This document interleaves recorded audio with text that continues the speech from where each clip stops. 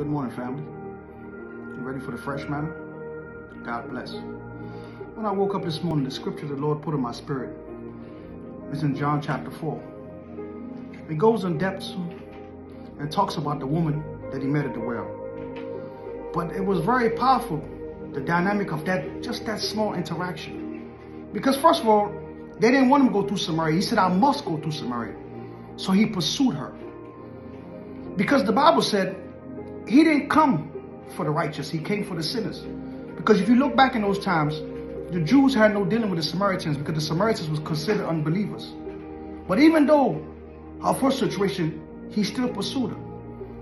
And when he got there at the well, he said it was Jacob's well. He sat there about the 6th hour. And the woman showed up and he asked her for water. You don't have enough to draw with. And they having dialogue back and forth.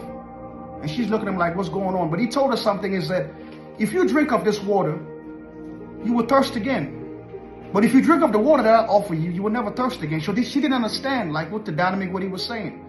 Because Jacob's well was dead. Because she asked him a question. Are you greater than our father Jacob? But she can see who was in front of him. Because she had a temporary situation to quench her thirst. But he had a permanent resolution that she will never thirst again. That's what I came to tell you about this morning. How long have you been thirsty? How long have you been going through what you've been going through? Because as he continued to speak with the woman, he told her about herself. He said, you have no husbands.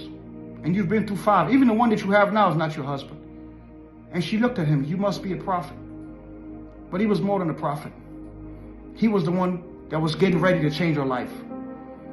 But he made it his way to have an interaction with her so her life can be changed. I feel like God is pursuing somebody this morning. You've been thirsting for everything else. You've been having it your way. But I came to tell you this is not Burger King. It's time to come to the one that's going to quench your thirst. Are you ready for living water this morning? Because the woman left and went to tell everybody. Say, come see a man that told me about myself. But most important, that could change my life. That's what I came to tell you about this morning. Jesus the Christ. He's the only one that can change your life. The Bible said, whoever confess in their heart and confess with their mouth and believe in their heart, they can be saved.